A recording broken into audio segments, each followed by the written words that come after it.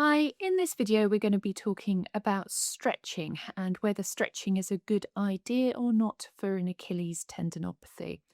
We're going to go into what is a stretch and why, what happens to an Achilles tendon when we do stretch, and when do we use it or not use it in our rehabilitation.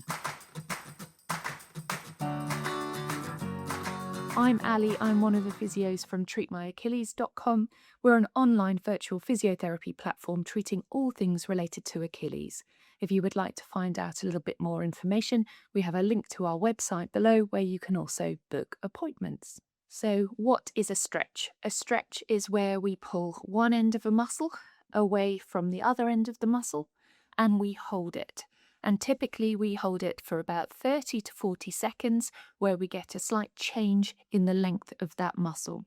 Now that length of that muscle change lasts for a finite period of time. It has a temporary effect, which is why we can feel looser and more warm once we've done them in a warm-up, for example, and then we have a bit more flexibility during our workout. It also might mean that we have a bit more flexibility during different parts of the day if we were to drip feed them in at different times. But it does only work for a short period of time. Now, that short period of time, therefore, isn't useful for a longer term rehabilitation program. So we tend to say, don't stretch for stretching's sake if that's something that you're hoping to then rehabilitate your Achilles tendon. Quite commonly, people complain of tight calves when they have an Achilles tendinopathy. Now, our calf is made up of two different muscles. We have our gastrocnemius muscle and we have our soleus muscle. And both of those come down and they attach into the Achilles tendon or turn into the Achilles tendon that then attaches at the base of the heel. And we can bias those muscles with stretches slightly differently. The first stretch that we can do has a straight leg and is called more like a runner's stretch. And the second stretch that we can do is more of a bent knee stretch, which is the soleus stretch. Again, these are quite useful for warming up and cooling down. They're quite useful to feel like we're stretching our calf muscles, but we wouldn't typically put those in, especially in the early days of an Achilles tendinopathy. Now, why is that? Is where the Achilles comes down and inserts into the back of the heel.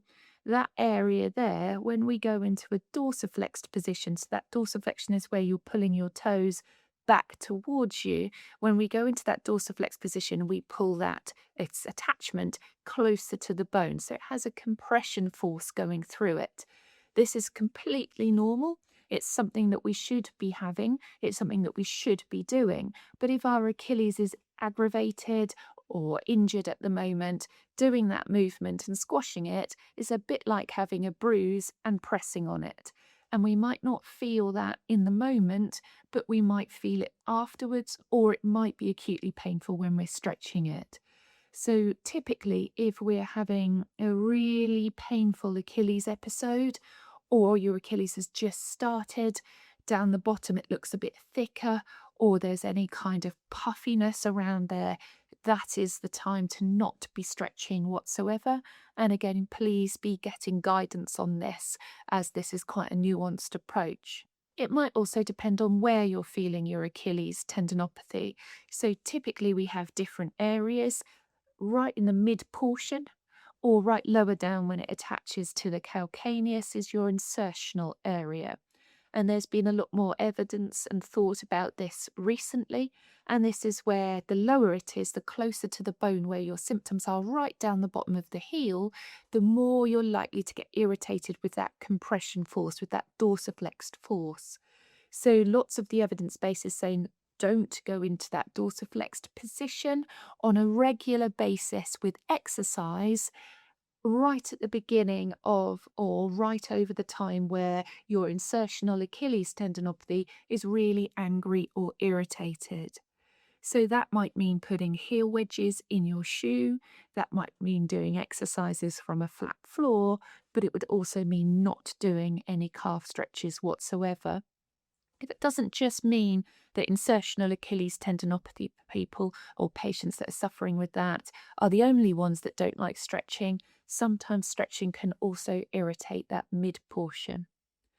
Now, we have some information on why calf tightness can be relevant to an Achilles tendinopathy, but think about it being a cause and effect.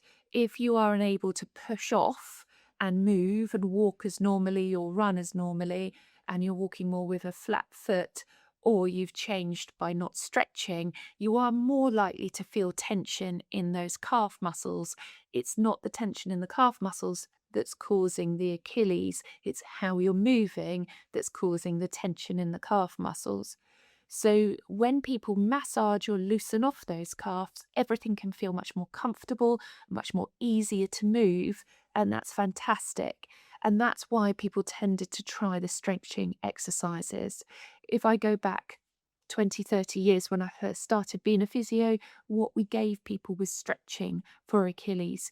And now we know about this compression force, we now tend to stay away from that. So if you're suffering with tight calves and you feel like that's part of your symptoms, foam rolling, we've got a wonderful video on that. Dry needling, we've got some evidence on these things down below as well. Or massage, self-massage, or seeing a practitioner to massage your calves can help with symptom release, can help make it feel a lot more comfortable. But if you were to just go and do that and not do any of the rehabilitation for the Achilles tendon, which would typically involve strength exercises and also relative rest, so looking at your activity and modifying it whilst you're building up your strength exercises. So if you weren't doing that part and you were just loosening and having treatments to help make your calf feel looser, then you might temporarily feel a bit better, but you're not going to be changing anything about what's happening within that tendon over a period of time. So we would tend to start by saying no thank you to stretches, particularly if we've noticed that you're more irritable going into that dorsiflexed position. Now that's to say that dorsiflexion is a really common, normal movement, and it is something that we need to do. So don't be frightened of it. If you need to put your shoes on or you need to walk up a stairs, you are going to dorsiflex slightly. It's absolutely okay to do. And it is also something we would definitely bring back into the rehabilitation a bit further on. Even with the research that's just come out for the insertional Achilles, it's talking about reducing the stretch, that dorsiflexion position to start, building up and calming things down, and then bringing it back in. So it's not a never stretch, it's just not in the acute, painful, just started, irritated type time of our problems. May also be times where stretching is used in warming up and cooling down to activities.